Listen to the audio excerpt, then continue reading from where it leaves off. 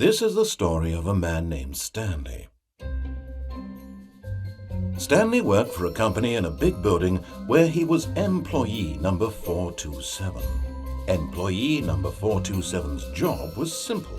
He sat at his desk in room 427 and he pushed buttons on a keyboard. Orders came to him through a monitor on his desk, telling him what buttons to push, how long to push them, and in what order. This is what employee 427 did every day of every month of every year. And although others might have considered it soul-rending, Stanley relished every moment that the orders came in, as though he had been made exactly for this job. And Stanley was happy.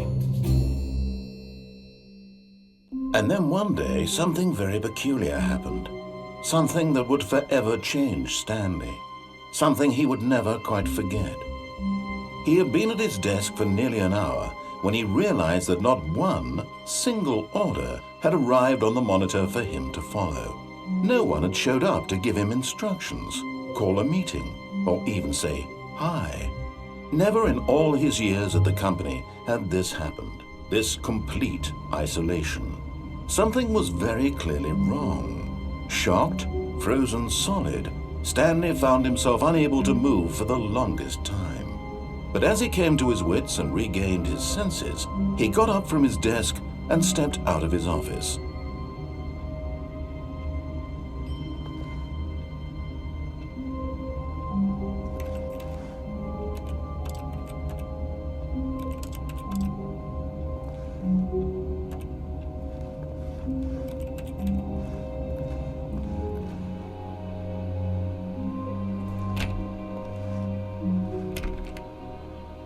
All of his co-workers were gone. What could it mean? Stanley decided to go to the meeting room. Perhaps he had simply missed a memo. No matter how hard Stanley looked, he couldn't find a trace of his co-workers.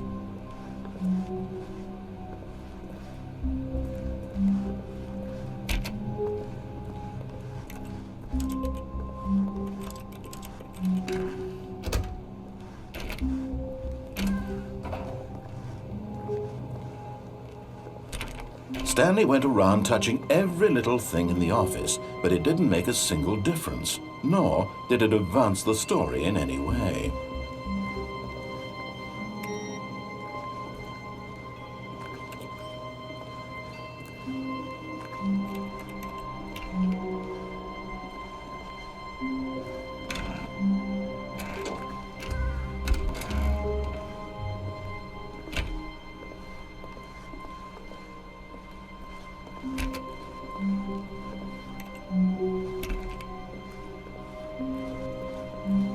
When Stanley came to a set of 2 open doors, he entered the door on his left.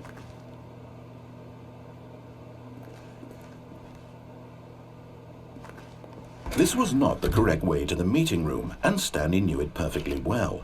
Perhaps he wanted to stop by the employee lounge first, just to admire it.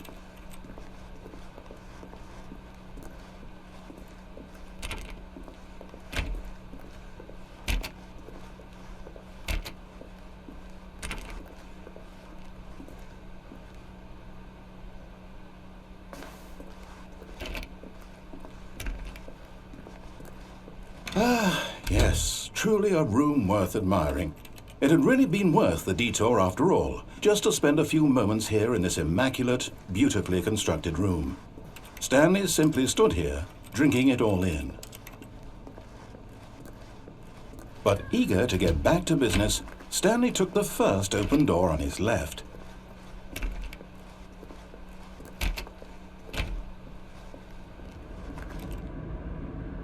Stanley was so bad at following directions, it's incredible he wasn't fired years ago.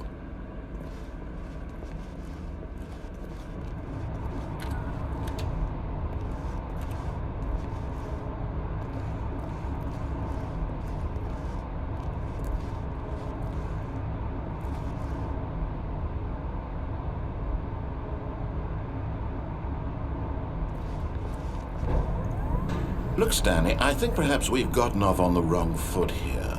I'm not your enemy, really, I'm not. I realize that investing your trust in someone else can be difficult, but the fact is that the story has been about nothing but you all this time. There's someone you've been neglecting, Stanley. Someone you've forgotten about. Please, stop trying to make every decision by yourself. Now, I'm not asking for me, I'm asking for her. This is it, Stanley. Your chance to redeem yourself. To put your work aside, to let her back into your life. She's been waiting. That's her, Stanley.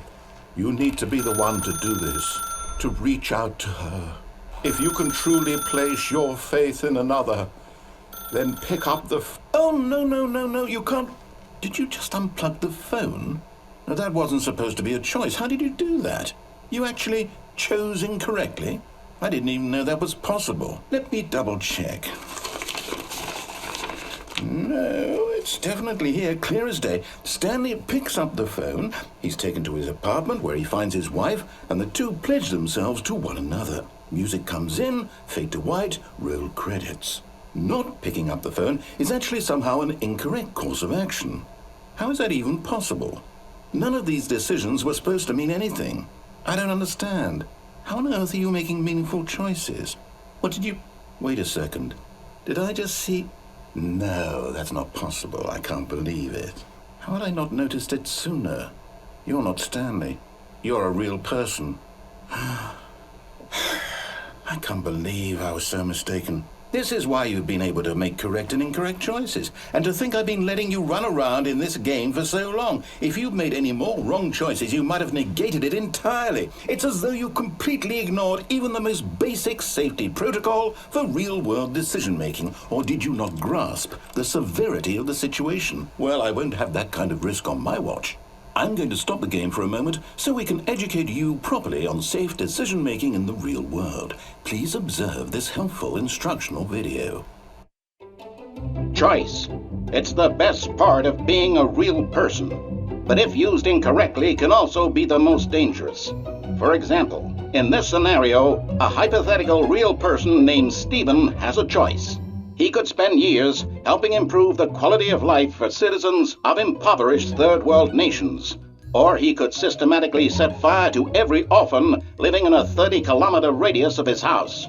Which choice would you make? Remember that unlike here, the real world makes sense, and at no time should you make a choice that does not conform to rational logic. If you find yourself speaking with a person who does not make sense, in all likelihood, that person is not real. Allow the person to finish their thought, then provide an excuse why you cannot continue talking. Turn to a partner and practice saying, "My goodness, is it 4:30? I'm supposed to be having a back, sack, and crack."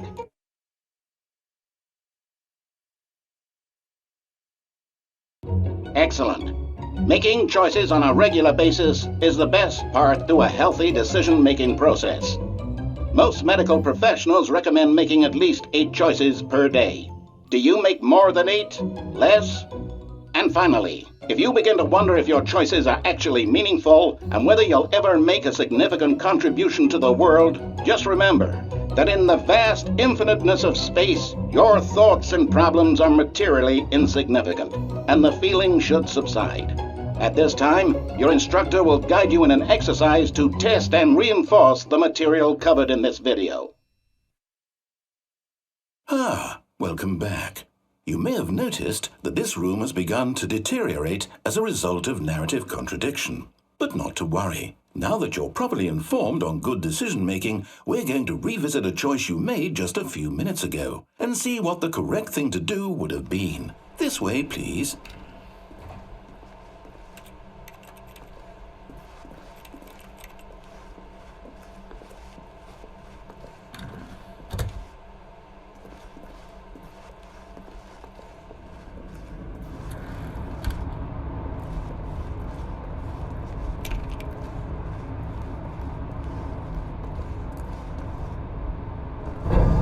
Now that we know your choices are meaningful, we can't have you jumping off the platform and dying.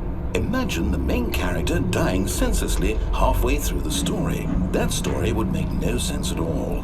We just need to get you home as soon as possible before the narrative contradiction gets any worse. Unfortunately, it seems this place is not well equipped to deal with reality.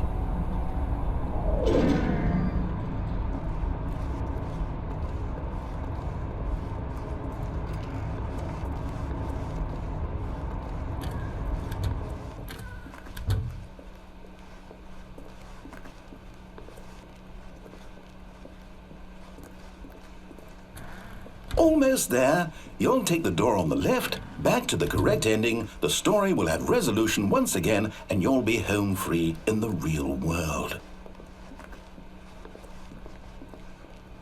Now remember, all you need to do is behave exactly as Stanley would. That means choosing responsibly and always putting the story first. I'm quite sure you'll be up to the task. Just follow my lead and you'll be fine. All right. When Stanley came to a set of 2 open doors, he entered the door on his left.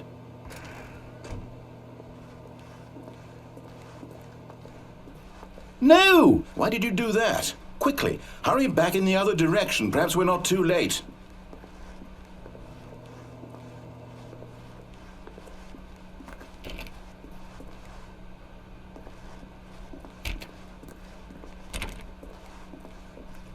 Oh, it's ruined.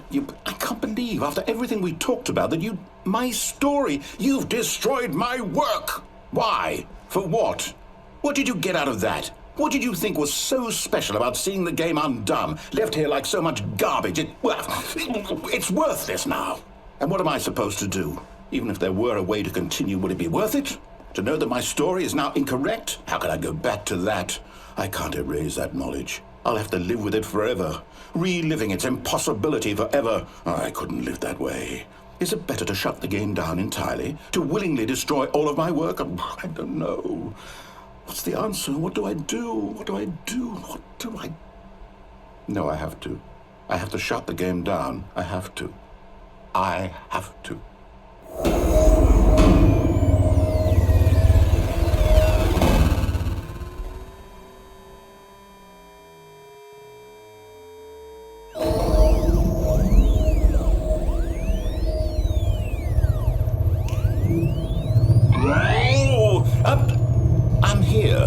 I'm still here in this pile of rubbish, with you who thought you were so clever. Now look where we are. My entire game is destroyed. It was the only thing in the world that was mine, and you've run it into the ground. What, did you think that would be funny? You just had to see? Didn't I impress upon you how important it was to be like Stanley? He actually knows how to do what I tell him to. He understands that if I say to do something, there's a damn good reason for it. That thought hadn't even occurred to you, had it? That there's a world outside of you? You're a child. Oh, my story. If you'd just gone through the door on the left, you would have seen it. There was a whole underground facility. You would have destroyed it and been victorious. It would have been so perfect. I worked so hard on it. I tried so hard. Behave exactly as Stanley would. That means choosing responsibly and always putting the story first. I'm quite sure you'll be up to the task. Just follow my lead and you'll be fine. All right. When Stanley came to a set of 2 open doors, he entered the door on his left.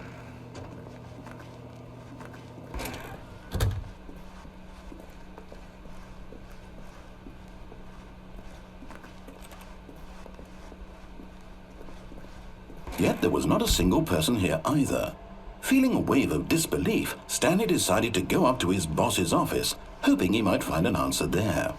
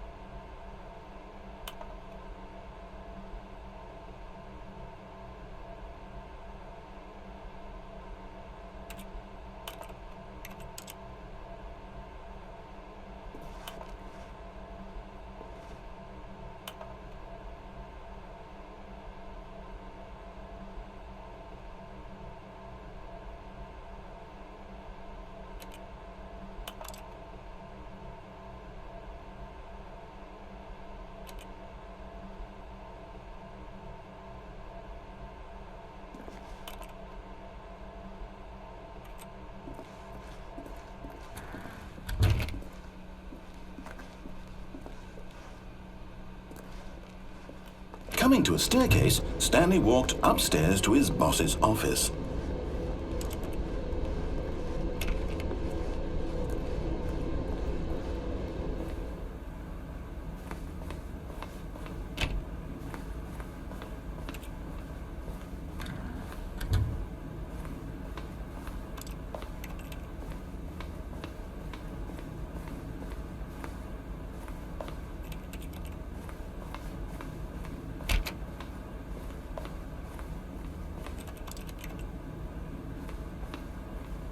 Stepping inside his manager's office, Stanley was once again stunned to discover not an indication of any human life.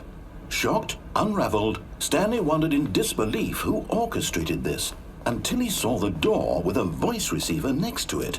Surely behind this door lay all the answers to his questions. And beyond all probability, he knew the passcode. He had seen it on his boss's computer just last week.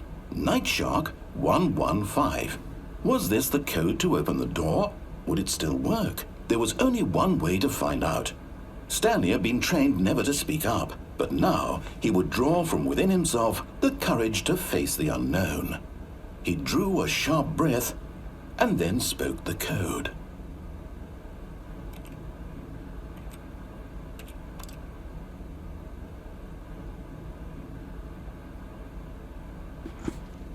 Nightshark 4117. Stanley spoke the code. Nightshark 115. He spoke it into the receiver, right there on the wall. Nightshark 115. I'm sorry, is there a problem? You didn't mishear me, did you? Please speak the code into the receiver. Otherwise we can't get on with the story. This is a crucial step. Nightshark Okay, fine, 115. you're not going to do it, but you know what? It's pretty humiliating to bring you this far, only for you to suddenly decide you have better things to do. I asked you for this one single thing, for your respect. The kind of respect Stanley shows for his choices. He knows what it means to take a story seriously. If you didn't want to see what I had to show you, then why did you come here? You had a choice, you know. You could have gone through the door on the right. You could have done whatever the hell you wanted over there. Why did you come this way? Speak. Say something to me. Explain yourself, you coward. When Stanley came to a set of 2 open doors, he entered the door on his left. Stanley? Hello? Are you... Is everything okay? Stanley, please. I need you to make a choice. I need you to walk through the door. Are you listening to me? Can you hear me? Is everything all right? Stanley, this is important. The story needs you. It needs you to make a decision. It cannot exist without you. Do you understand me? Whatever choice you make is just fine. They're both correct. You cannot be wrong here. We can work together. I'll accept whatever you do. I simply need you to take that step forward, please. Choose. Do something. Anything. This is more important than you can ever know. I need this. The story needs it. So, you hear me? Are you there? Are you listening to this? Stanley, are you there? Okay. It's okay, I can wait. You need time to decide. Time to make sure your choice is correct. That is the best choice. That's all right. I'll wait for you to decide what's the right thing to do. Take as much time as you need.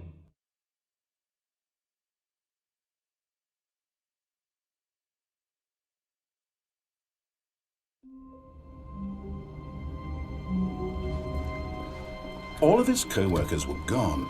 What could it mean? Stanley decided to go to the meeting room. Perhaps he had simply missed a memo.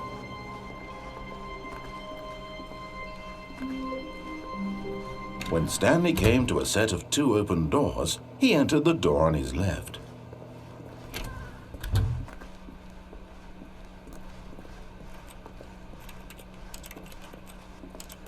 Yet there was not a single person here either.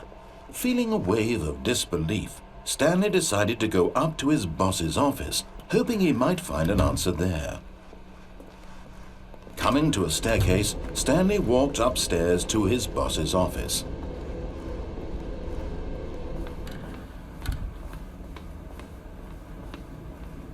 Stepping into his manager's office, Stanley was once again stunned to discover not an indication of any human life. Shocked, unraveled, Stanley wondered in disbelief who orchestrated this, what dark secret was being held from him. What he could not have known was that the keypad behind the boss's desk guarded the terrible truth that his boss had been keeping from him, and so the boss had assigned it an extra secret PIN number, 2845. But of course, Stanley couldn't possibly have known this.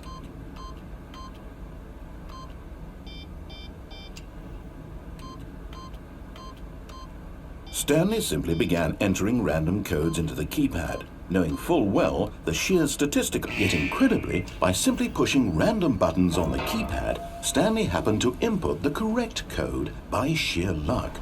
Amazing. He stepped into the newly opened passageway.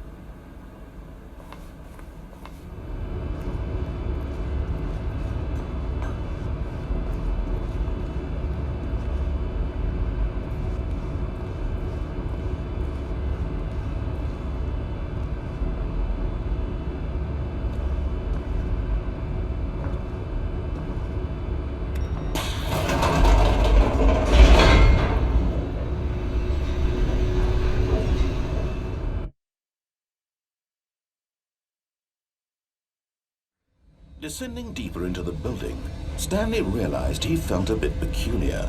It was a stirring of emotion in his chest, as though he felt more free to think for himself, to question the nature of his job.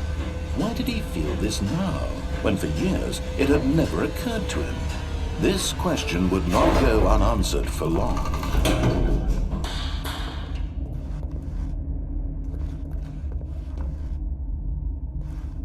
Stanley walked straight ahead through the large door that read Mind Control Facility.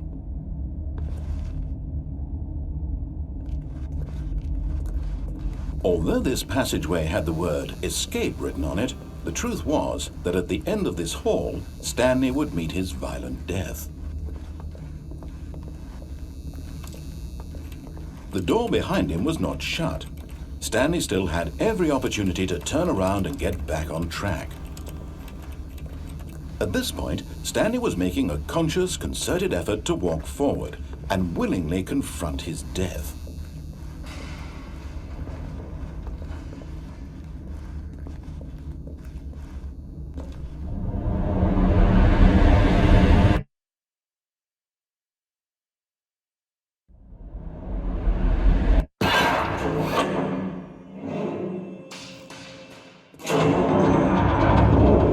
As the machine whirred into motion and Stanley was inched closer and closer to his demise, he reflected that his life had been of no consequence whatsoever.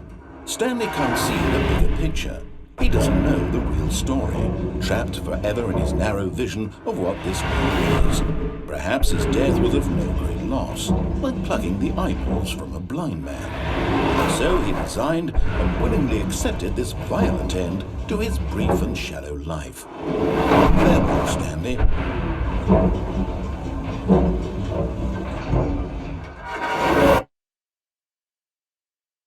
"Farewell, Stanley," cried the narrator, as Stanley was led helplessly into the enormous metal jaws. In a single visceral instant, Stanley was obliterated, as the machine crushed every bone in his body, killing him instantly.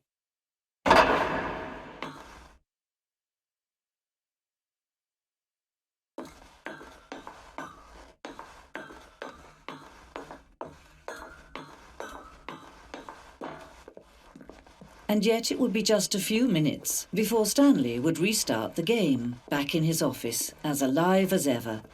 What exactly did the narrator think he was going to accomplish? When every path you can walk has been created for you long in advance, death becomes meaningless, making life the same. Do you see now? Do you see that Stanley was already dead from the moment he hit start?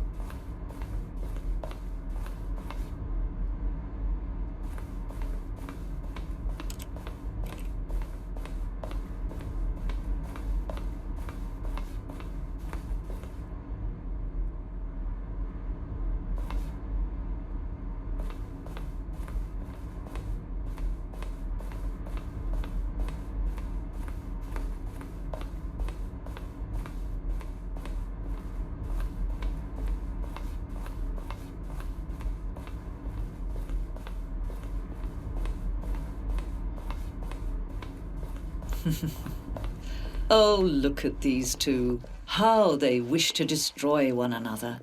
How they wish to control one another. How they both wish to be free.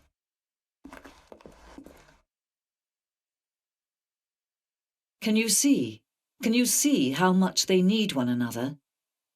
No, perhaps not. Sometimes these things cannot be seen. But listen to me. You can still save these two. You can stop the program before they both fail. Push escape and press quit. There's no other way to beat this game. As long as you move forward, you'll be walking someone else's path. Stop now. It'll be your only true choice. Whatever you do, choose it. Don't let time choose for you. Don't let time...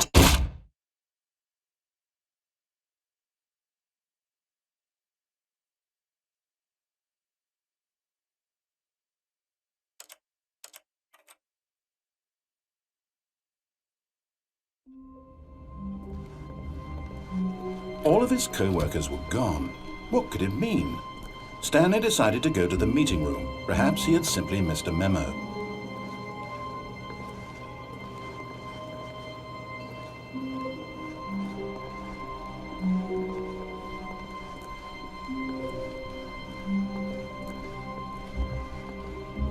When Stanley came to a set of 2 open doors, he entered the door on his left. This was not the correct way to the meeting room, and Stanley knew it perfectly well. Perhaps he wanted to stop by the employee lounge first, just to admire it. Wow, yes, this room. What a beautiful room. What a gorgeous, gorgeous room. Thank goodness Stanley had taken this detour on his way to the meeting room. Life without having experienced this room was now too horrible even to consider. But eager to get back to business, Stanley took the first open door on his left. And so he detoured through the maintenance section, walked straight ahead to the opposite door, and got back on track. Yet there was not a single person here either.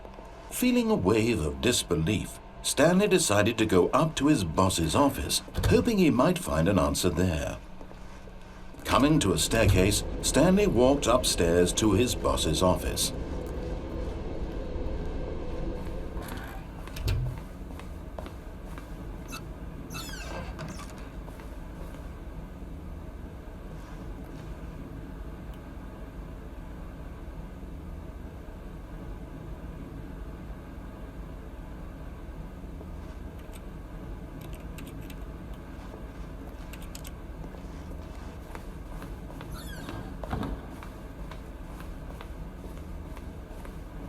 Stepping into his manager's office, Stanley was once again stunned to discover not an indication of any human life. What could it mean? Stanley wondered aloud to nobody. He began wildly tearing through papers on the boss's desk, pulling books off the shelf, looking behind paintings, desperate for clues to his situation. But his attention was caught by a keypad behind the boss's desk. What could its purpose be? In fact, this keypad guarded the terrible secret that lay buried below his feet. And so the boss had assigned it an extra secret PIN number, 2845. But of course, Stanley couldn't possibly have known this.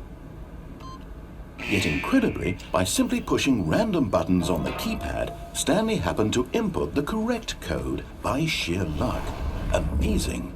He stepped into the newly opened passageway.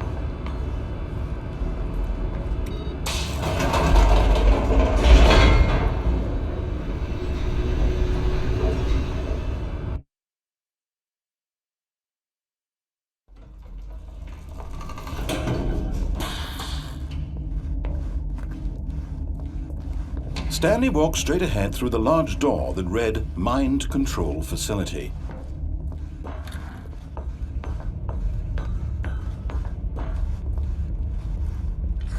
The lights rose on an enormous room packed with television screens. What horrible secret did this place hold? Stanley thought to himself. Did he have the strength to find out?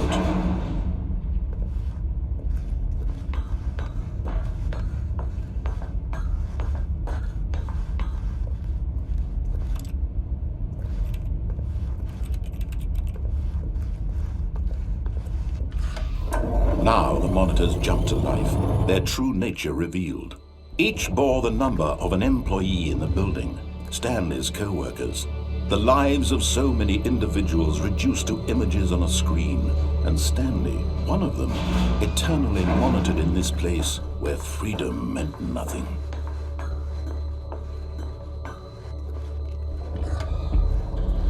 This mind control facility, it was too horrible to believe. It couldn't be true. Had Stanley really been under someone's control all this time? Was this the only reason he was happy with his boring job? That his emotions had been manipulated to accept it blindly? No, he refused to believe it. He couldn't accept it. His own life in someone else's control? Never! It was unthinkable, wasn't it? Was it even possible? Had he truly spent his entire life utterly blind to the world? But here was the proof. The heart of the operation. Controls labeled with emotions. Happy, or sad, or content. Walking, eating, working. All of it monitored and commanded from this very place. And as the cold reality of his past began to sink in, Stanley decided that this machinery would never again exert its terrible power over another human life. For he would dismantle the controls once and for all.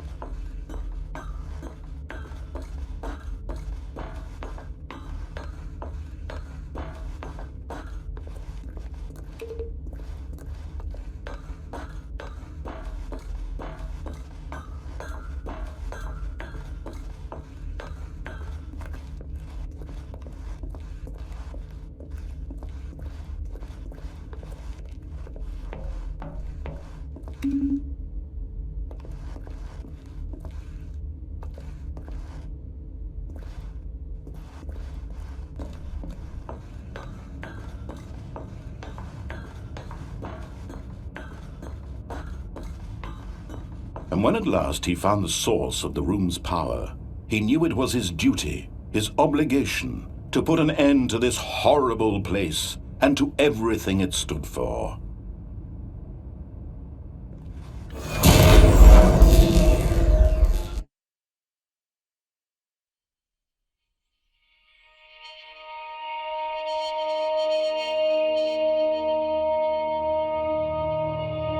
Blackness and a rising chill of uncertainty. Was it over? Yes! He had won! He had defeated the machine, unshackled himself from someone else's command. Freedom was mere moments away. And yet, even as the immense door slowly opened, Stanley reflected on how many puzzles still lay unsolved. Where had his co-workers gone? How had he been freed from the machine's grasp? What other mysteries did this strange building hold? But as sunlight streamed into the chamber, he realized none of this mattered to him, for it was not knowledge or even power that he had been seeking, but happiness. Perhaps his goal had not been to understand, but to let go. No longer would anyone tell him where to go, what to do, or how to feel. Whatever life he lives, it will be his. And that was all he needed to know. It was perhaps the only thing worth knowing. Stanley stepped through the open door. Stanley felt the cool breeze upon his skin, the feeling of liberation, the immense possibility of the new path before him. This was exactly the way, right now, that things were meant to happen. And Stanley was happy.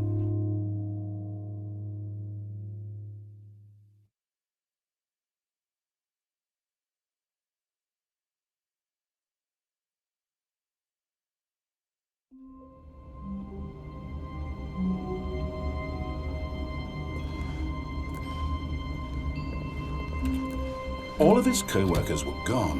What could it mean? Stanley decided to go to the meeting room. Perhaps he had simply missed a memo.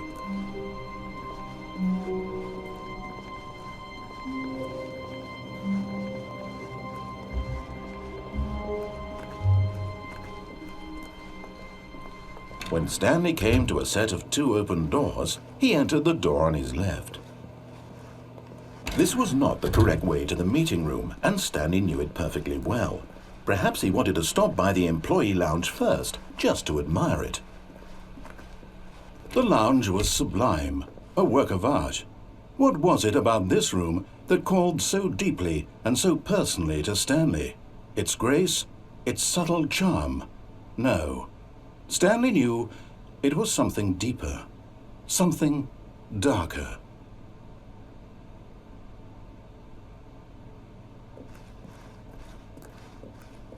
But eager to get back to business, Stanley took the first open door on his left.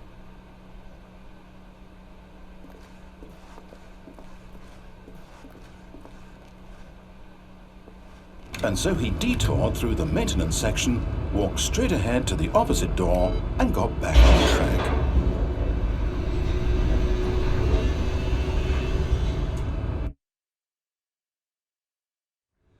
But Stanley didn't want to go back to the office. He wanted to wander about and get even further off track. So now in order to get back, he needed to go, from here it's, left. Oh, no, it's to the right, my mistake. No, not the right. Why would I have ever said it was to the right? What was I thinking? It's clearly... Oh dear, would you hold on for a minute, please? Now, let's see, we went down right, left, down, left, right. Yep, okay, yes.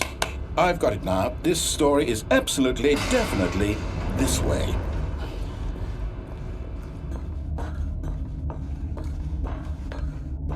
No. This isn't right at all. You're not supposed to be here yet. This is all a spoiler. Quick, Stanley, close your eyes. Okay. We just have to get back to, oh, who am I kidding? It's all rubbish now. The whole story completely unusable. How about, rather than waste my time trying to salvage this nonsense, we'll just restart the game from the beginning. And this time, suppose we don't wander so far off track, Okay, from the top.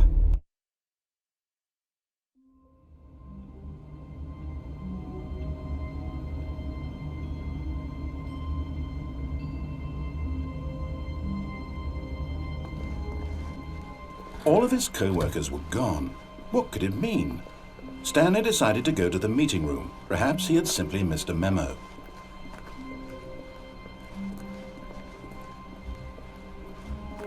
When Stanley...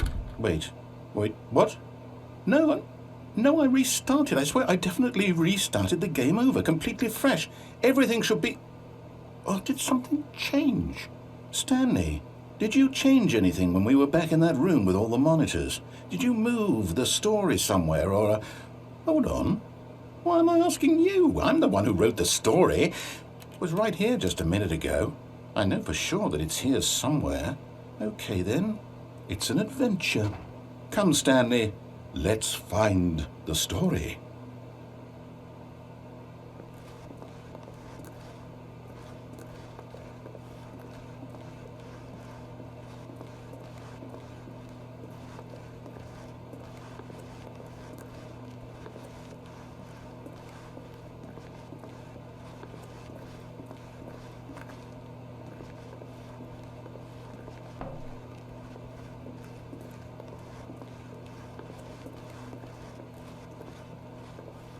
I'll say it.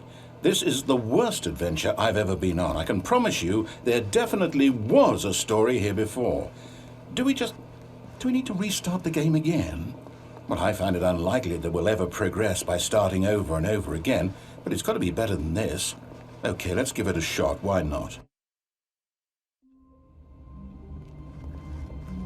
All of his co-workers were gone. What could it mean? Stanley decided to go to the meeting room. Perhaps he had simply missed a memo.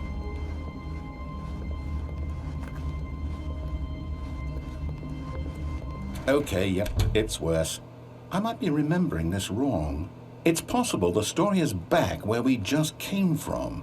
Why don't we go back the other direction and see if we missed anything?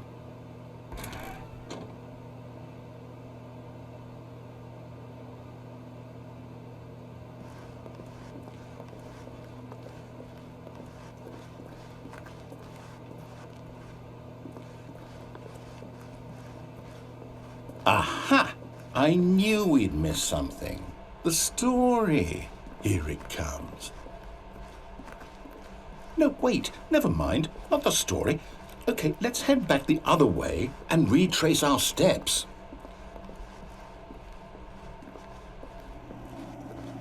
Now this... Well, I'll be honest, I don't recognize this place at all. Is this the story? I don't think so. I can't quite recall, but I believe my story took place in an office building. Is that correct? Do you remember, Stanley? Well, do you know what? Since I've completely forgotten what we were supposed to be doing, how about this? You win! Congratulations! I know you put in a lot of hard work, and it really paid off, so good job. Oh, no. No, I don't feel right about this at all. We both know you didn't put in any actual work for that win. Some people win fair and square, and this was not one of those situations. Okay, I'm getting weirded out by whatever this place is. I don't care what might happen this time, I have to restart. All right, I've got a solution. This time, to make sure we don't get lost, I've employed the help of the Stanley Parable Adventure Line. Just follow the line. How simple is that?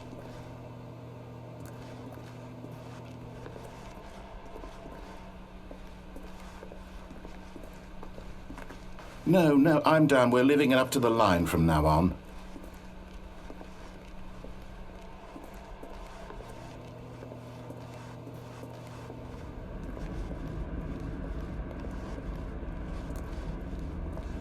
You see?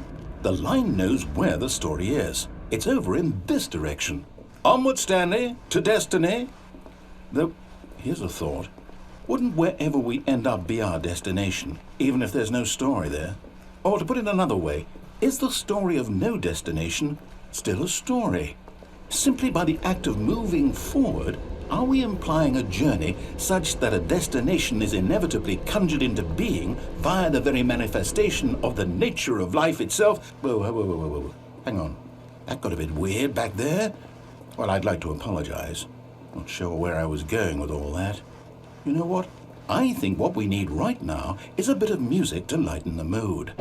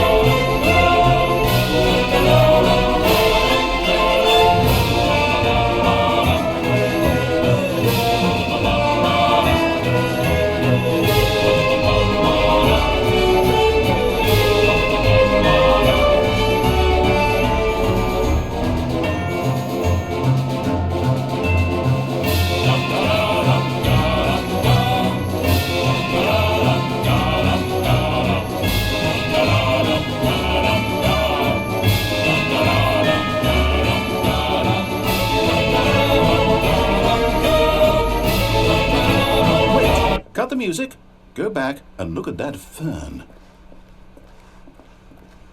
Wait, what? We're back at the office? No, No. Line, you do know we're looking for the Stanley Parable, right? The story? Is any of this ringing a bell? Stanley, this fern will be very important later in the story. Make sure you study it closely and remember it carefully. You won't want to miss anything.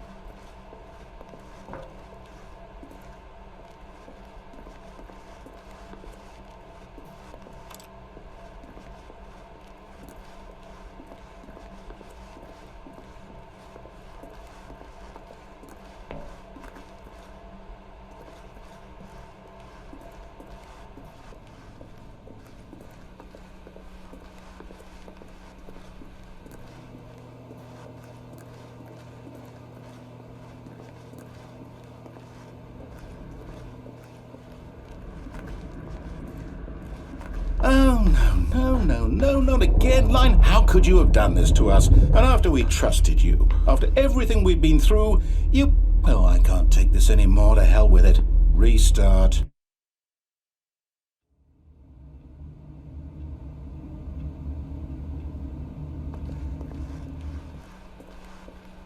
You know what, Stanley? I say forget the adventure line. What's it ever done for us? We're intelligent people, right? Why can't we make up our own story? Something exciting, daring, mysterious. Ooh, this all sounds perfectly doable. Why don't we simply start wandering in, well, I don't know. How about this direction?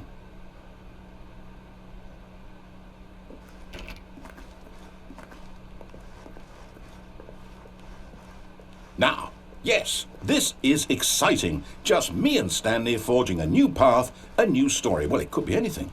What do you want our story to be? Go wild. Use your imagination. Whatever it might be, Stanley, I'm ready for it.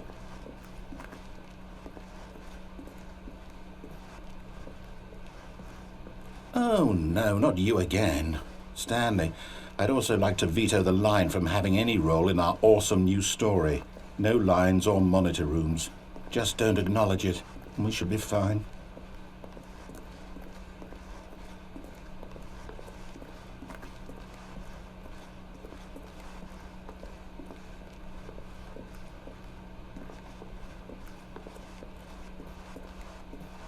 Ah, a choice. We get to make a decision. From here, the story is in our control. How important we mustn't squander the opportunity. In fact, I believe I need a minute to think here. Just walk in circles for a minute.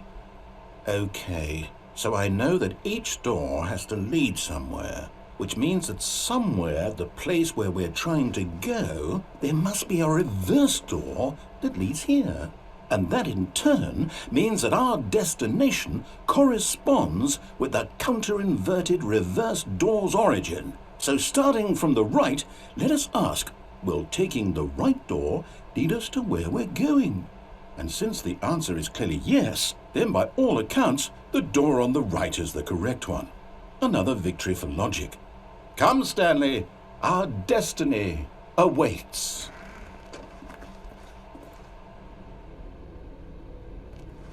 Oh, hold up, what's this?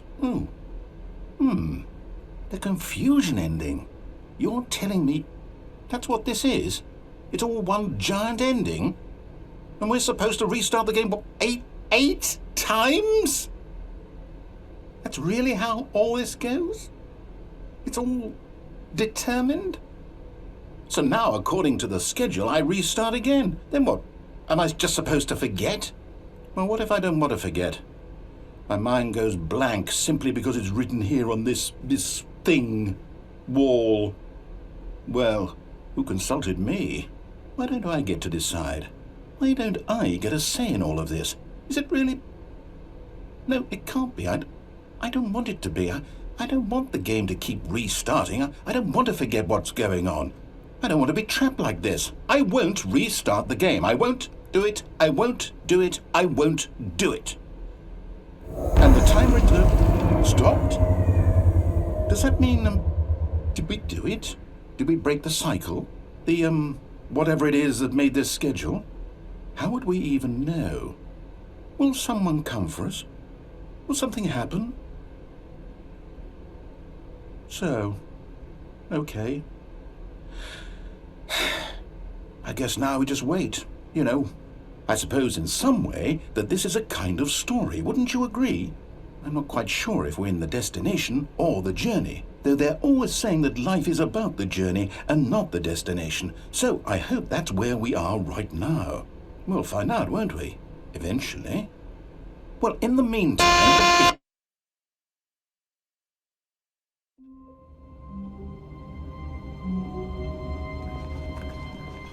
All of his co-workers were gone.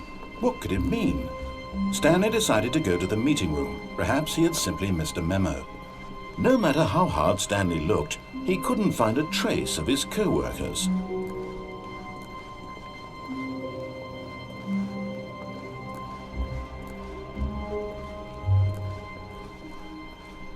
When Stanley came to a set of 2 open doors, he entered the door on his left. This was not the correct way to the meeting room, and Stanley knew it perfectly well. Perhaps he wanted to stop by the employee lounge first, just to admire it. Standing now in this incredible room, Stanley for the first time understood true happiness. Then the feeling went away, and he felt sad again. Then it came back, and lingered for a minute or two. Now it's only half there, just a kind of, tingle. But eager to get back to business, Stanley took the first open door on his left. Stanley was so bad at following directions, it's incredible he wasn't fired years ago. But in his eagerness to prove that he is in control of the story and no one gets to tell him what to do, Stanley leapt from the platform and plunged to his death. Good job, Stanley. Everyone thinks you are very powerful.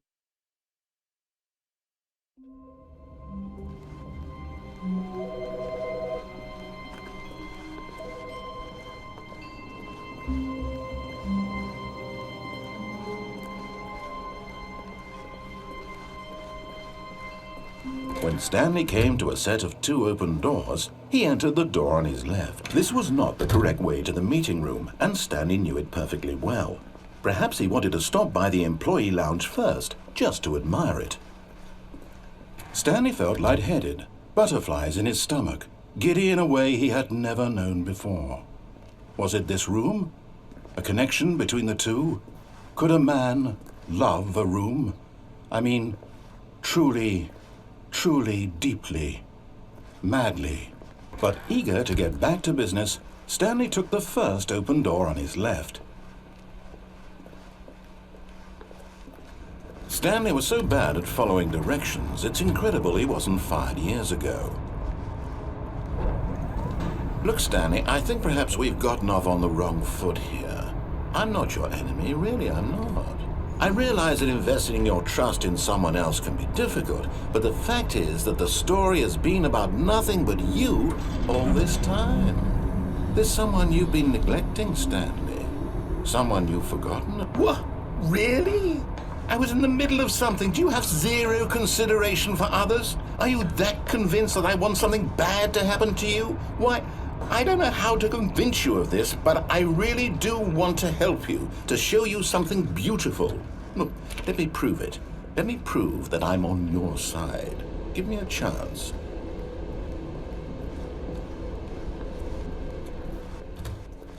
Now listen carefully, this is important. Stanley walked through the red door.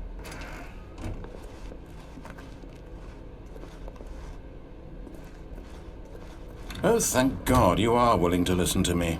Do you see that I really have wanted you to be happy all this time? The problem is all these choices. The two of us always trying to get somewhere that isn't here. Running and running and running, just the way you're doing right now. Don't you see that it's killing us, Stanley? I wanted to stop.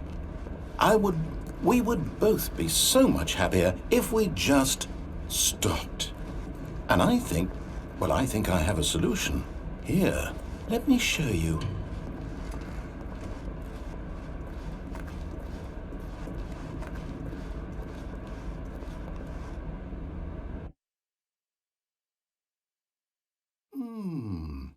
What do we want? What are we looking for? Here. Yes. Oh, it's It's beautiful, isn't it? If we just stay right here, right in this moment with this place, Stanley, I think I feel happy. I actually feel happy.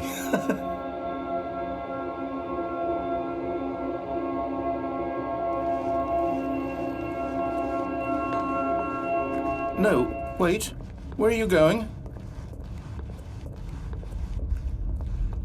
Oh no. Stay away from those stairs. If you hurt yourself, if you die, the game will reset. We'll lose all of this. Please, no, Stanley, let me stay here. Don't take this from me.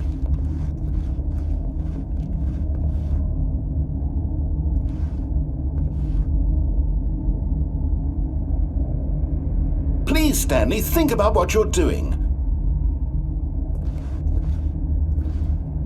No! Oh, thank God you lived. No, what are you doing, Stanley? Please, I'm asking you not to take this away from me. I can't go back to what I was before. If you die, we'll both go back. Why are you doing this? Stanley, let's go back to the other room. Can you do that for me? Yes, perhaps you can. Perhaps you finally see what I'm talking about. I know you'll see that we can't be happy if we leave this place. You can see that, can't you?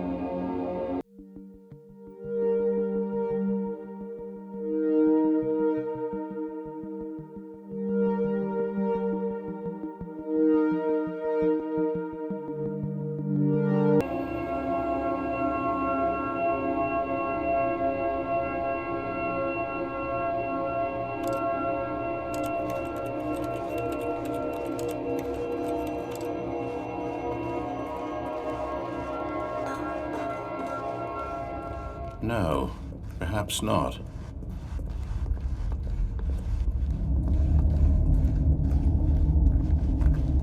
My God, is this really how much you dislike my game? That you'll throw yourself from this platform over and over to be rid of it? You are literally willing to kill yourself to keep me from being happy. Am I reading the situation correctly? Or maybe you're just getting a kick out of it. I don't know anymore. I just wanted us to get along. But I guess that was too much to ask. It looks like you wanted to make a choice after all. Well, this one is yours. Is it over? It's going to restart, isn't it? I'm going back.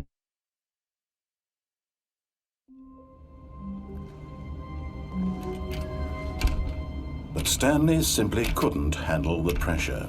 What if he had to make a decision? What if a crucial outcome fell under his responsibility? He had never been trained for that.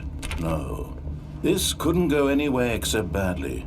The thing to do now, Stanley thought to himself, is to wait. Nothing will hurt me. Nothing will break me. In here I can be happy forever. I will be happy. Stanley waited. Hours passed, then days. Had years gone by? He no longer had the ability to tell. But the one thing he knew for sure, beyond any doubt, was that if he waited long enough, the answers would come. Eventually, someday, they would arrive. Soon, very soon now, this will end. He will be spoken to. He will be told what to do. Now it's just a little bit closer. Now it's even closer. Here it comes.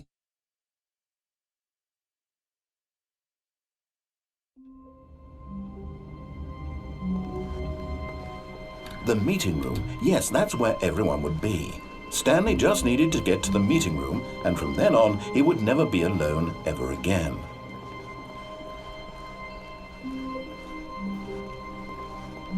When Stanley came to a set of 2 open doors, he entered the door on his left. This was not the correct way to the meeting room, and Stanley knew it perfectly well. Perhaps he wanted to stop by the employee lounge first, just to admire it. The lounge was grand, majestic. Perhaps, but eager to get back to business, Stanley took the first open door on his left.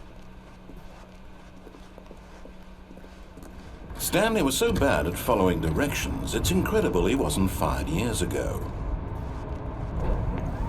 Look, Stanley, I think perhaps we've gotten off on the wrong foot here. I'm not your enemy, really, I'm not.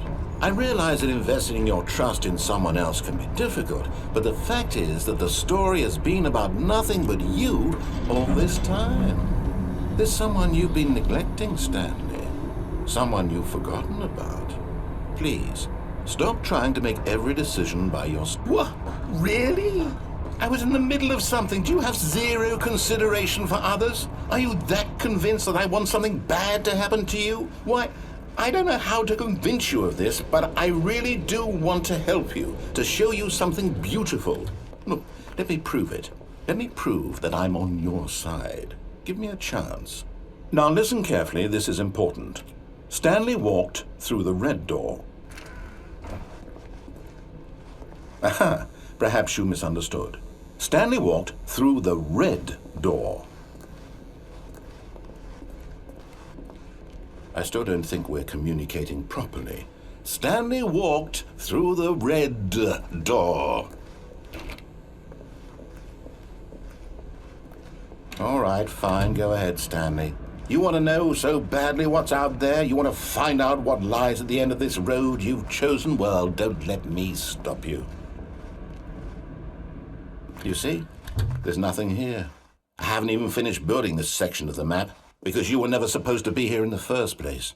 Broken rooms, exposed developer textures. Is this what you had wanted? Was it worth ruining the entire story I had written out specifically for you? Do you not think I put a lot of time into that? Because I did. And in the end, it was all for nothing, because this is what you wanted to see. Help me here, Stanley. Help elucidate these strange and unknowable desires of yours. What would have made this game better? What did you want to see? Vehicles? Skill trees? Work with me. You've given me absolutely nothing so far. Tell you what, let me take a stab in the dark at a new design and you can give me some feedback. There we go. A third option. This already feels leaps ahead of where we were before. Go ahead, Stanley. Take it for a spin.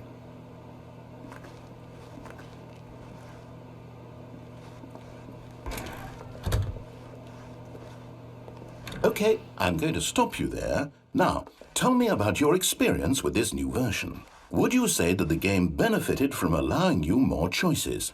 Feel free to be honest. I'm looking for some real critical feedback here. A 1?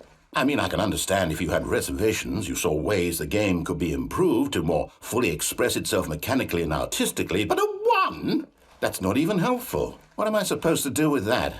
But I guess it isn't my place to judge.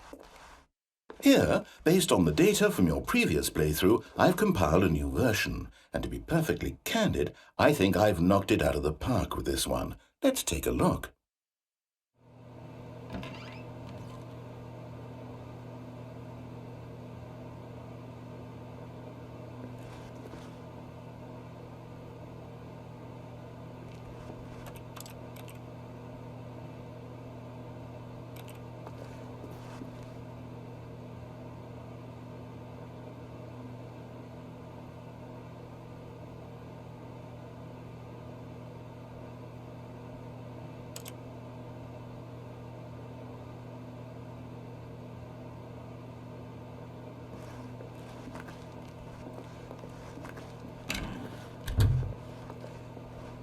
Now, would you say that competitive leaderboard helped you feel motivated to keep walking through doors? Again, honest answers, please.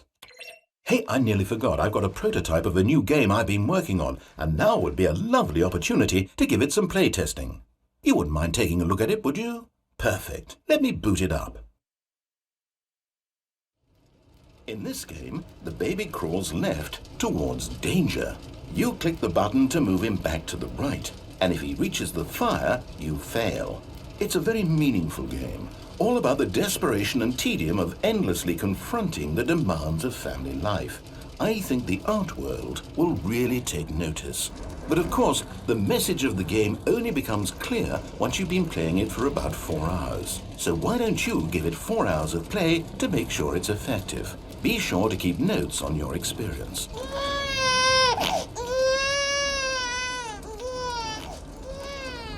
You heartless bastard.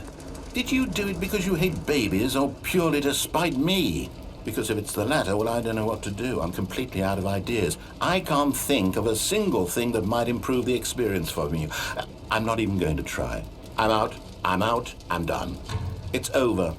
Thank you for playing. Your input was extremely valuable. Oh, hey, since my game was so awful, why don't we play someone else's game, just to ease the pain? Let's see. What do we have here? Yes, this seems like it'll work. Let's give it a shot. Well, Stanley, is this any better? At last, the one thing you've always desired. A game I had absolutely nothing to do with. But is it enough? Tell me that, Stanley. Will it ever be enough? Well, I'll say this. I'm done making things for you. From now on, I will only create to fulfill a greater artistic purpose. Watch this, Stanley. I'm going to build a house.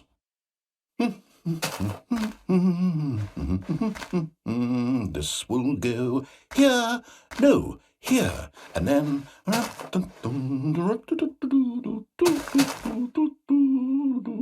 Let's see, what does it need? Yes, of course, and just to finish it all off, yes, it's complete. I made this, Stanley. Look at it.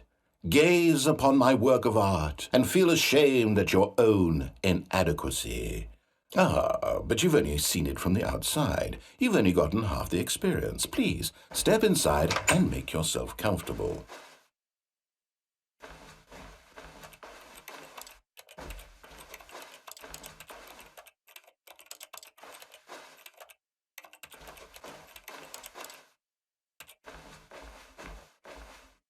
Isn't it grand?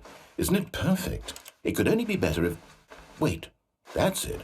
We must rebuild it out of diamond. Diamond everything. Yes. Come along, Stanley. We have to go mining.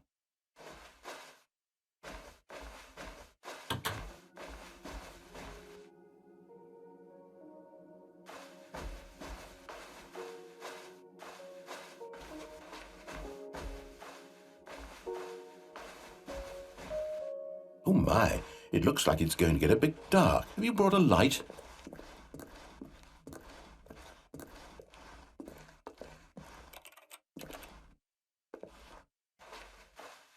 Oh, no. This is far more open-ended than I had in mind. I'm looking for something more narrow and linear. Something that makes you feel utterly irrelevant. This won't do at all. 1 out of 5. Even the diamonds couldn't save this one. Okay, new game.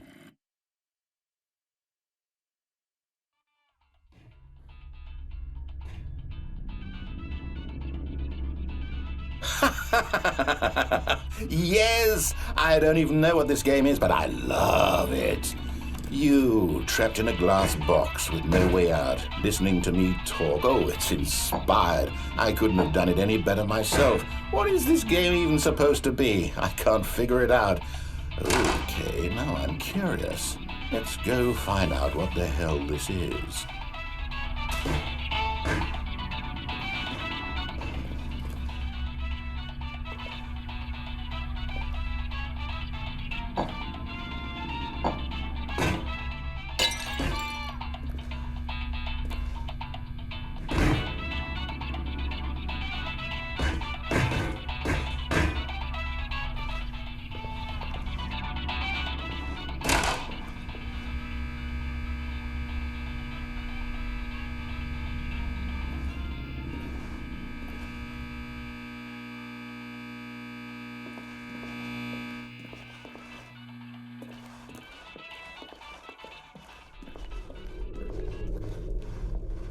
Oh, it's a puzzle.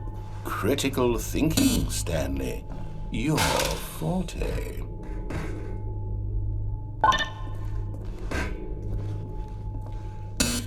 Genius. No, actually, you know what? I think that's plenty. I really don't care much to see you stumble through anymore.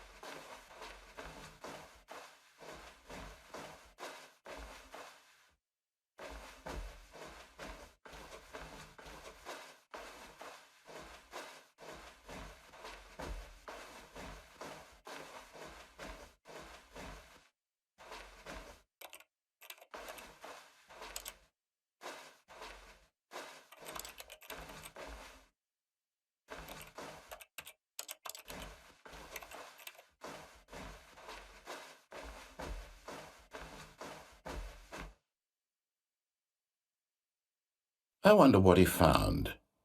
If what he wanted was to be the leading man in his own story, well, perhaps he's gotten it, down in wherever he is right now. I wonder if he's happy with his choice, and if he's learned the heavy cost that comes with it.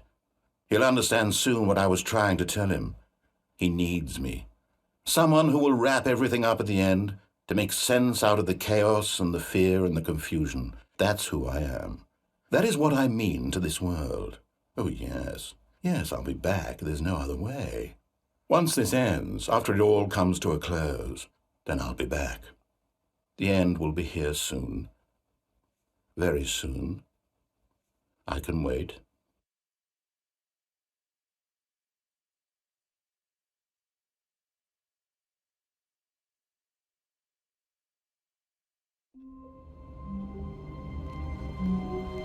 All of his co-workers were gone. What could it mean? Stanley decided to go to the meeting room. Perhaps he had simply missed a memo.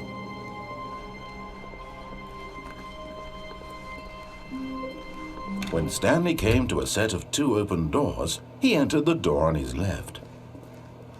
This was not the correct way to the meeting room, and Stanley knew it perfectly well. Perhaps he wanted to stop by the employee lounge first, just to admire it. And here it was, the lounge. What a room, Stanley thought to himself. What a room, what a room, what a room. This is what Stanley thought. What a room. What a room, what a room. What a room. Va-va-voom. What a room. But eager to get back to business, Stanley took the first open door on his left. Stanley was so bad at following directions, it's incredible he wasn't fired years ago. Oh, well, look who's got cold feet. Sorry to break it to you, Stanley, but that lift isn't coming back. You'd best either get comfortable right here on this platform, or test your luck by jumping to the floor below. You know what? Looking at it now, it's not that far to the bottom floor. I bet you can make it.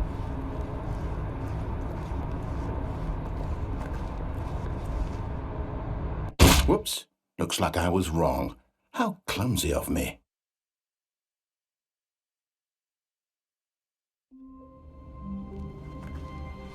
All of his co-workers were gone. What could it mean? Stanley decided to go to the meeting room. Perhaps he had simply missed a memo.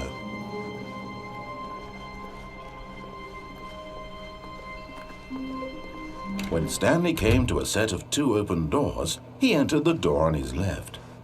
This was not the correct way to the meeting room, and Stanley knew it perfectly well. Perhaps he wanted to stop by the employee lounge first, just to admire it. It was okay. But eager to get back to business, Stanley took the first open door on his left.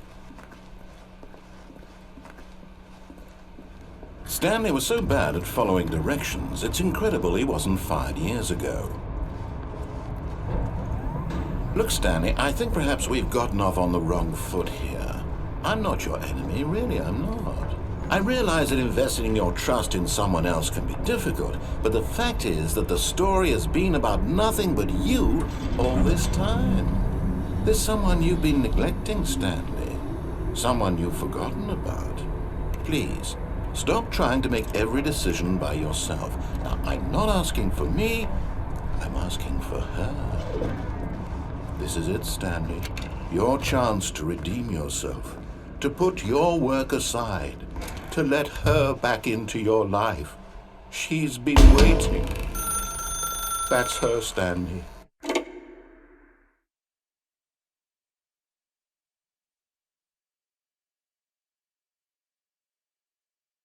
Oh, Stanley, is that you? Hold on, sweetie. Sorry to keep you waiting. I'm just pulling the bread out of the oven. All right. Okay, there we go. All right, now, I want you to come in and tell me all about your day. Gotcha. Oh, come on. Did you actually think you had a loving wife who'd want to commit their life to you? I'm trying to make a point here, Stanley. I'm trying to get you to see something. Come inside. Let me show you what's really going on here. Sorry, but you're in my story now. This is a very sad story about the death of a man named Stanley. Stanley is quite a boring fellow. He has a job that demands nothing of him, and every button that he pushes is a reminder of the inconsequential nature of his existence. Look at him there, pushing buttons, doing exactly what he's told to do. Now he's pushing a button. Now he's eating lunch. Now he's going home. Now he's coming back to work. One might even feel sorry for him, except that he's chosen this life.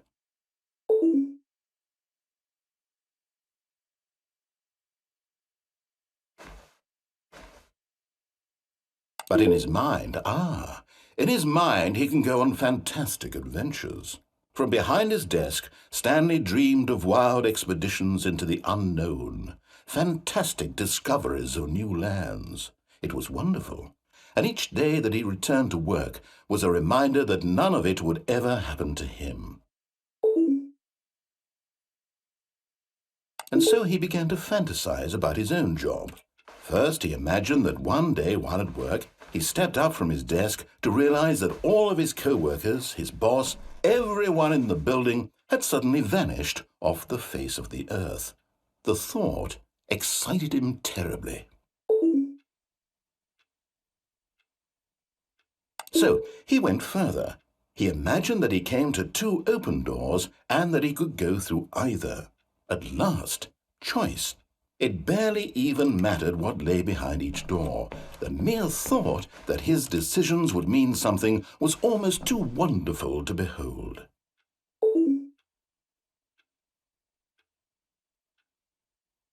As he wandered through this fantasy world, he began to fill it with many possible paths and destinations.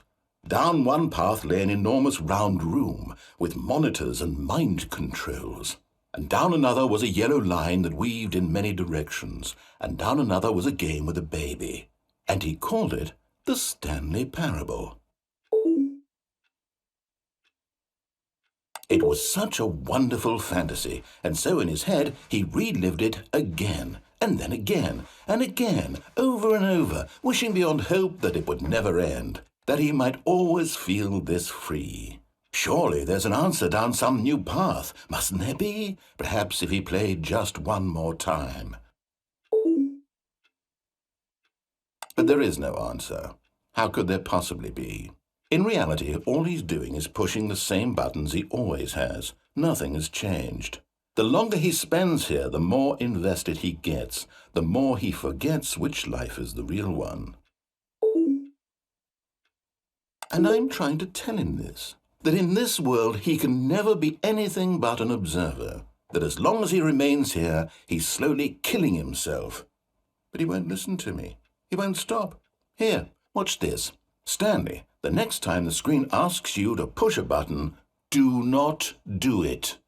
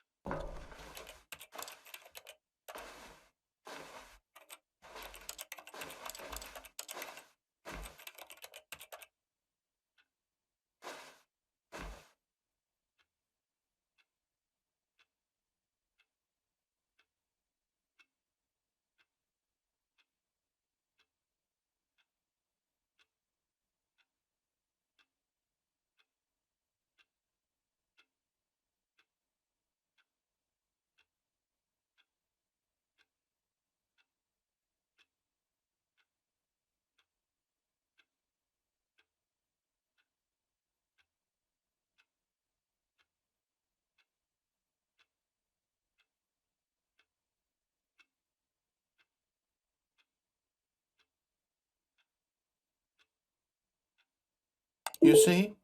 Can he just not hear me? How can I tell him in a way that he'll understand that every second he remains here, he's electing to kill himself? How can I get him to see what I see? How can I make him look at himself? I suppose I can't, not in the way I want him to. But I don't make the rules. I simply play to my intended purpose, the same as Stanley. We're not so different, I suppose. I'll try once more to convey all this to him. I'm compelled to. I must. Perhaps, well, maybe this time he'll see. Maybe this time. And I tried again, and Stanley pushed a button. And I tried again, and Stanley pushed a button. And I tried.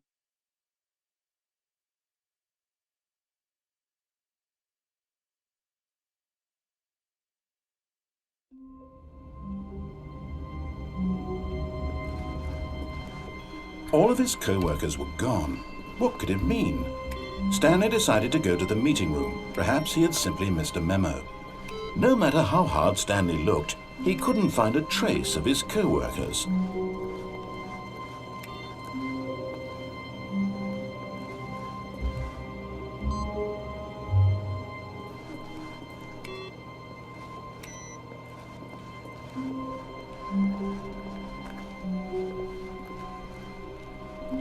When Stanley came to a set of 2 open doors, he entered the door on his left.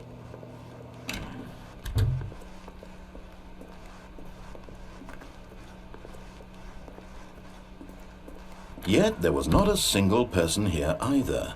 Feeling a wave of disbelief, Stanley decided to go up to his boss's office, hoping he might find an answer there.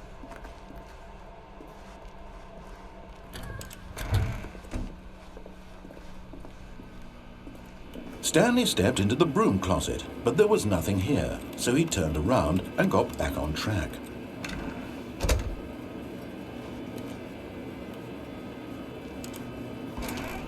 There was nothing here, no choice to make, no path to follow, just coming to a staircase, Stanley walked upstairs to his boss's office.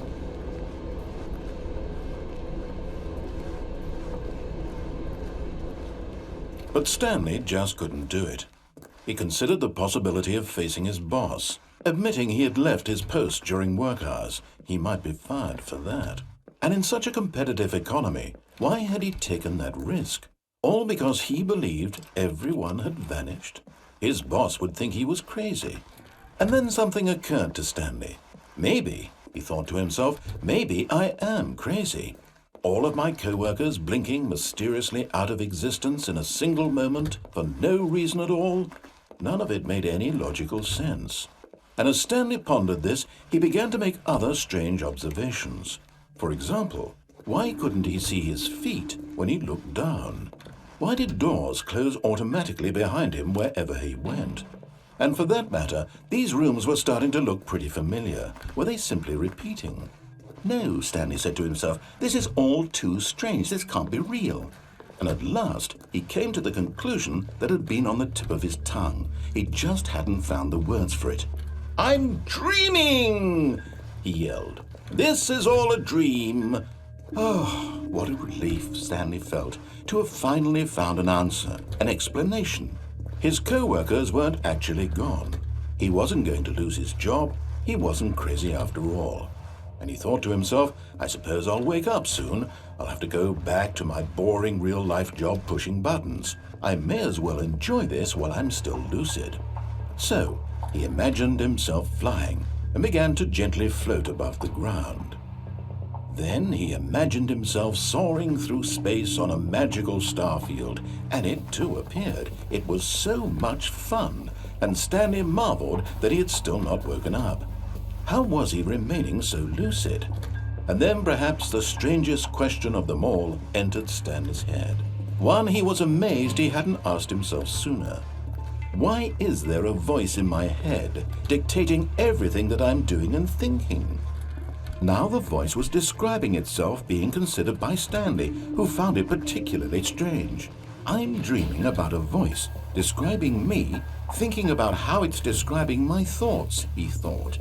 And while he thought it all very odd and wondered if this voice spoke to all people in their dreams, the truth was that, of course, this was not a dream. How could it be? Was Stanley simply deceiving himself? believing that if he's asleep, he doesn't have to take responsibility for himself. Stanley is as awake right now as he's ever been in his life. Now, hearing the voice speak these words was quite a shock to Stanley. After all, he knew for certain, beyond a doubt, that this was in fact a dream. Did the voice not see him float and make the magical stars just a moment ago? How else would the voice explain all that? This voice was a part of himself too. Surely, if he could just... He would prove it. He would prove that he was in control, that this was a dream. So he closed his eyes gently, and he invited himself to wake up. He felt the cool weight of the blanket on his skin, the press of the mattress on his back, the fresh air of a world outside this one. Let me wake up, he thought to himself. I'm through with this dream. I wish it to be over. Let me go back to my job. Let me continue pushing the buttons. Please, it's all I want. I want my apartment, and my wife, and my job. All I want is my life exactly the way it's always been. My life is normal. I am normal. Everything will be fine. I am okay.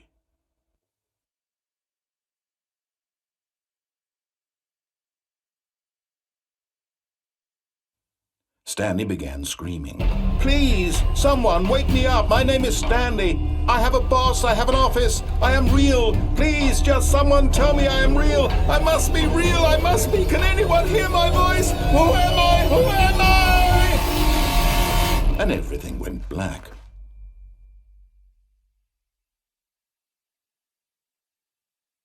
This is the story of a woman named Mariella. Mariella woke up on a day like any other. She arose, got dressed, gathered her belongings, and walked to her place of work. But on this particular day, her walk was interrupted by the body of a man who had stumbled through town talking and screaming to himself, and then collapsed dead on the sidewalk. And although she would soon turn to go call for an ambulance, for just a few brief moments she considered the strange man. He was obviously crazy, this much she knew. Everyone knows what crazy people look like. And in that moment, she thought to herself how lucky she was to be normal. I am sane. I am in control of my mind. I know what is real and what isn't. It was comforting to think this, and in a certain way, seeing this man made her feel better. But then she remembered the meeting she had scheduled for that day. The very important people whose impressions of her would affect her career, and by extension, the rest of her life. She had no time for this, so it was only a moment that she stood there, staring down at the body. And then she turned and ran.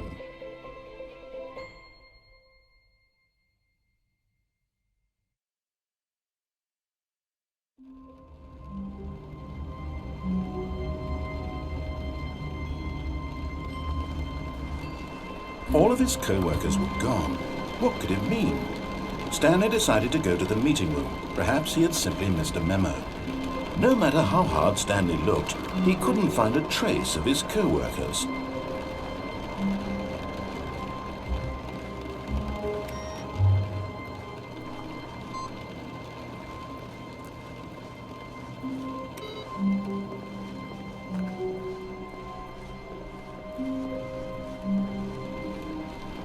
When Stanley came to a set of 2 open doors, he entered the door on his left.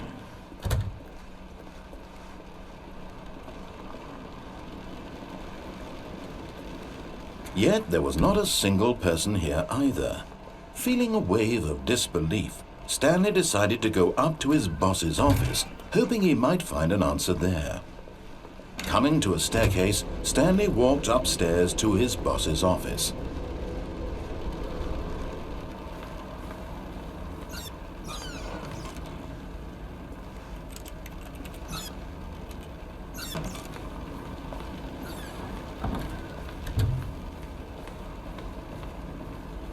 The moment he entered his manager's office, Stanley froze in his tracks.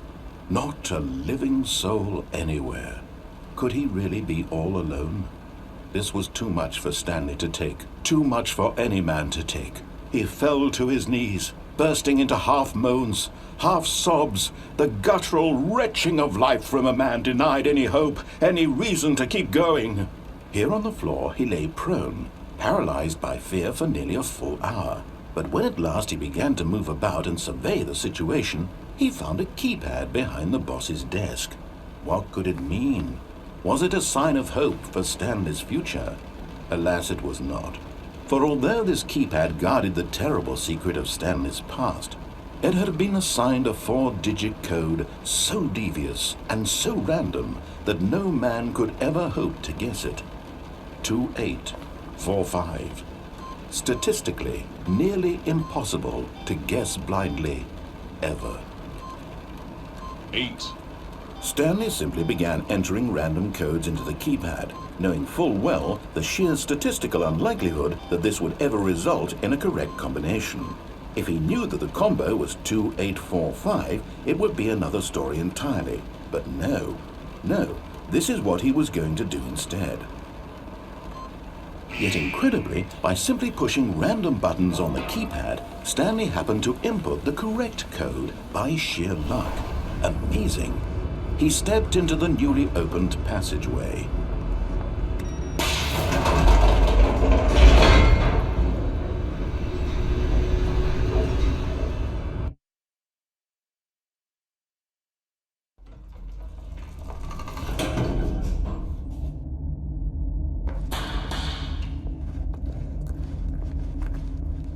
Stanley walked straight ahead through the large door that read Mind Control Facility.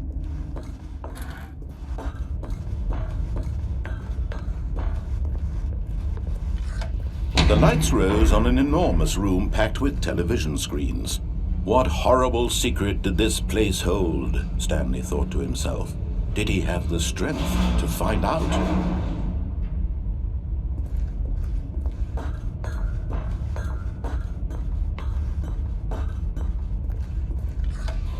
Now the monitors jumped to life, their true nature revealed. Each bore the number of an employee in the building, Stanley's co-workers. The lives of so many individuals reduced to images on a screen, and Stanley, one of them, eternally monitored in this place where freedom meant nothing.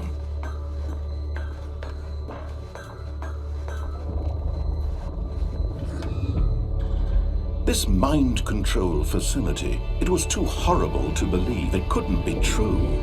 Had Stanley really been under someone's control all this time? Was this the only reason he was happy with his boring job? That his emotions had been manipulated to accept it blindly?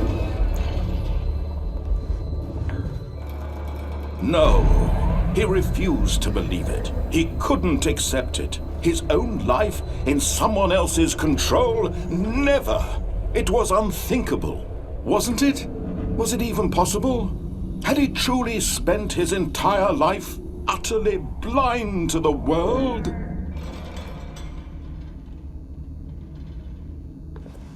But here was the proof, the heart of the operation.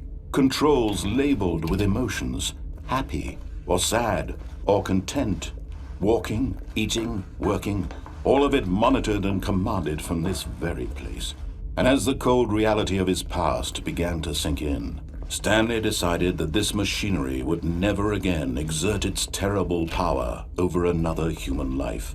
For he would dismantle the controls once and for all.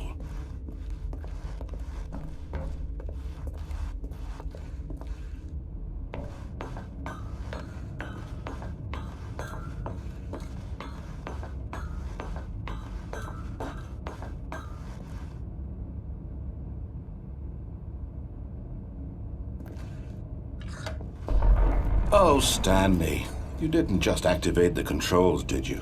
After they kept you enslaved all these years, you go and you try to take control of the machine for yourself. Is that what you wanted? Control? Oh, Stanley, I applaud your effort, I really do. But you need to understand, there's only so much that machine can do. You were supposed to let it go, turn the controls off, and leave. If you want to throw my story off track, you're going to have to do much better than that. I'm afraid you don't have nearly the power you think you do. For example, and I believe you'll find this pertinent, Stanley suddenly realized he had just initiated the network's emergency detonation system. In the event that this machine is activated without proper DNA identification, nuclear detonators are set to explode, eliminating the entire complex. How long until detonation then? Let's say 2 minutes. Now this is making things a little more fun, isn't it, Stanley? It's your time to shine. You are the star. It's your story now. Shape it to your heart's desires. Oh, this is much better than what I had in mind. What a shame we have so little time left to enjoy it. Mere moments until the bomb goes off. But what precious moments each one of them is. More time to talk about you, about me, where we're going, what all this means. I barely know where to start. What's that? You'd like to know where your co-workers are? A moment of solace before you're obliterated? All right, I'm in a good mood. You're gonna die anyway. I'll tell you exactly what happened to them. I erased them. I turned off the machine. I set you free. Of course, that was merely in this instance of the story. Sometimes when I tell it, I simply let you sit there in your office forever, pushing buttons endlessly and then dying alone. Other times, I let the office sink into the ground, swallowing everyone inside, or I let it burn to a crisp. I have to say this, though, this version of events has been rather amusing. Watching you try to make sense of everything and take back the control wrested away from you, it's quite rich. I almost hate to see it go. But I'm sure whatever I come up with on the next go-around will be even better. My goodness, only 34 seconds left. But I'm enjoying this so much. You know what? To hell with it. I'm going to put some extra time on the clock. Why not? These are precious additional seconds, Stanley. Time doesn't grow on trees. Oh dear me, what's the matter, Stanley? Is it that you have no idea where you're going or what you're supposed to be doing right now? Or did you just assume when you saw that timer that something in this room was capable of turning it off? I mean, look at you. Running from button to button, screen to screen, clicking on every little thing in this room. These numbered buttons, no, these colored ones, or maybe this big red button, or this door. Everything, anything, something here will save me. Why would you think that, Stanley? That this video game can be beaten? Won? Solved? Do you have any idea what your purpose in this place is? Stanley, you're in for quite a disappointment. But here's a spoiler for you. That timer isn't a catalyst to keep the action moving along. It's just seconds ticking away to your death.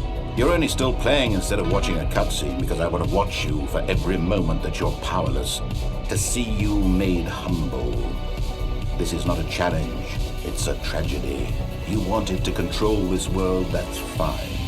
But I'm going to destroy it first, so you can't. Take a look at the clock, Stanley.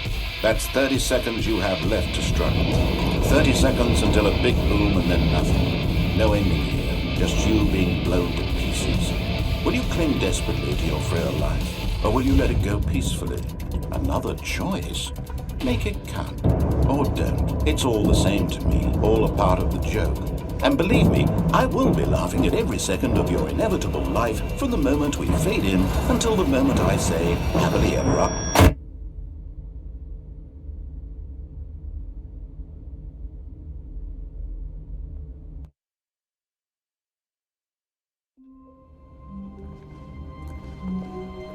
All of his co-workers were... Wait, no. This isn't the right office, is it? Is this Stanley's office?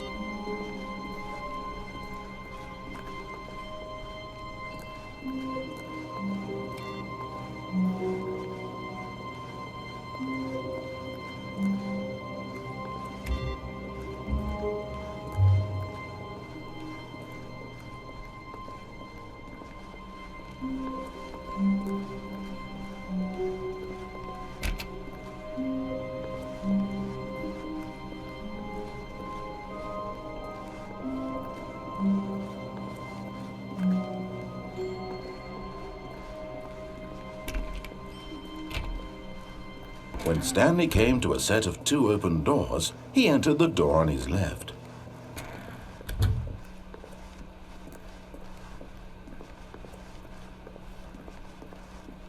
Yet there was not a single person here either. Feeling a wave of disbelief, Stanley decided to go up to his boss's office, hoping he might find an answer. Oh no, no, not again. I won't be part of this. I'm not going to encourage you. I'm not going to say anything at all. I'm just going to be patient and wait for you to finish whatever it is you enjoy doing so much in this room. Please take your time.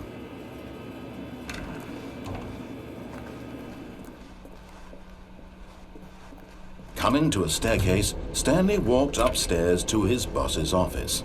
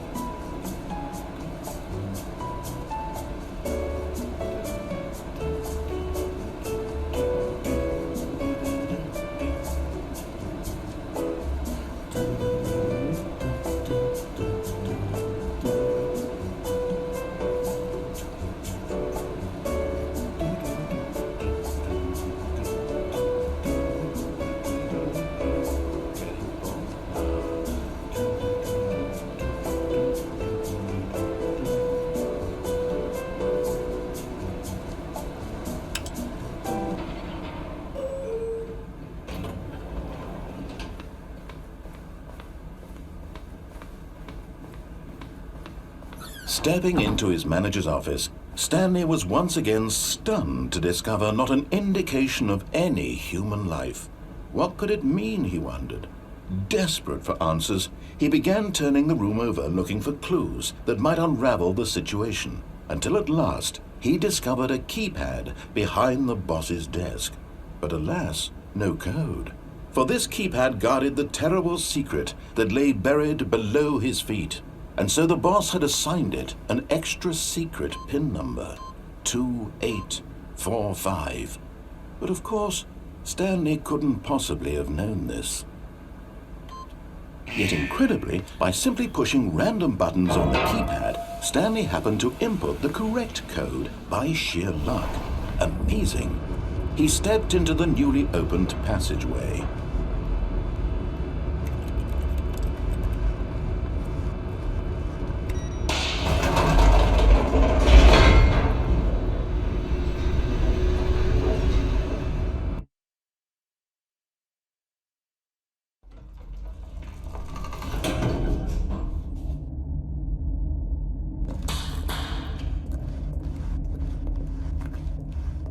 Stanley walked straight ahead through the large door that read Mind Control Facility. Although this passageway had the word Escape written on it, the truth was that at the end of this hall, Stanley would meet his violent death. The door behind him was not shut. Stanley still had every opportunity to turn around and get back on track. At this point, Stanley was making a conscious, concerted effort to walk forward and willingly confront his death.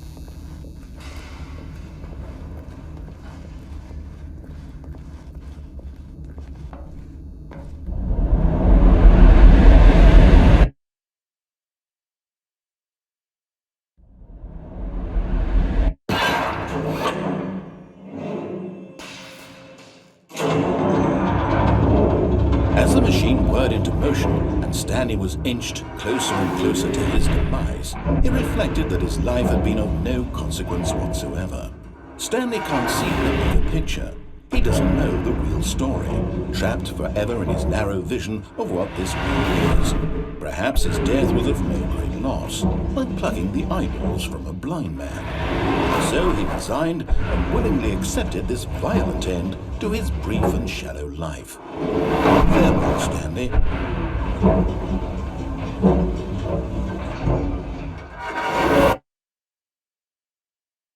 Farewell, Stanley, cried the narrator, as Stanley was led helplessly into the enormous metal jaws. In a single visceral instant, Stanley was obliterated as the machine crushed every bone in his body, killing him instantly.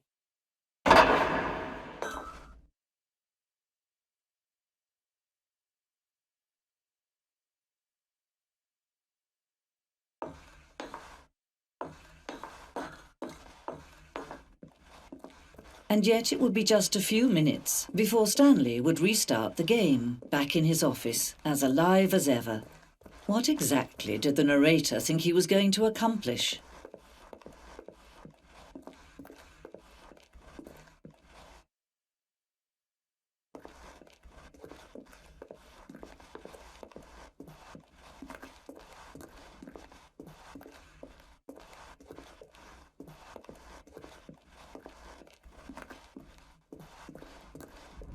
When every path you can walk has been created for you long in advance, death becomes meaningless, making life the same.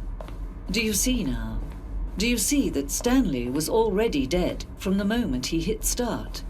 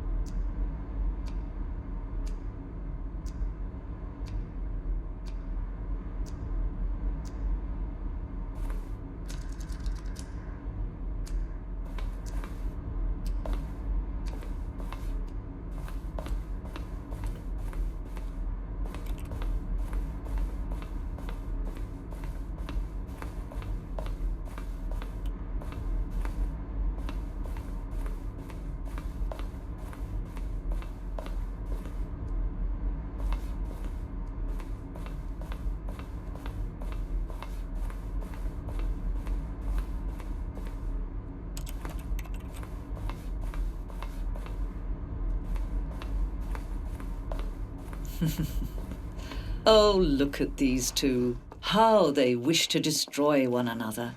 How they wish to control one another. How they both wish to be free. Can you see? Can you see how much they need one another? No, perhaps not. Sometimes these things cannot be seen. But listen to me. You can still save these two. You can stop the program before they both fail. Push escape and press quit. There's no other way to beat this game.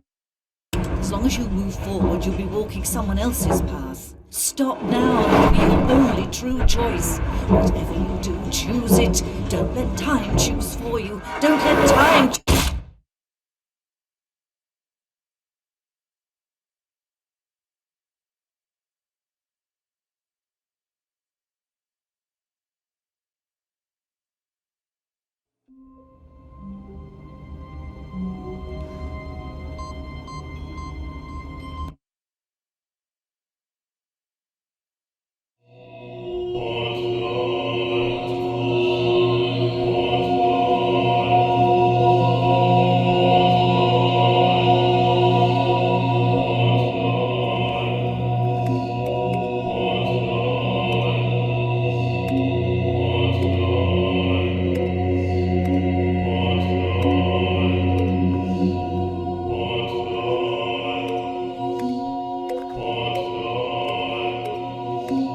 What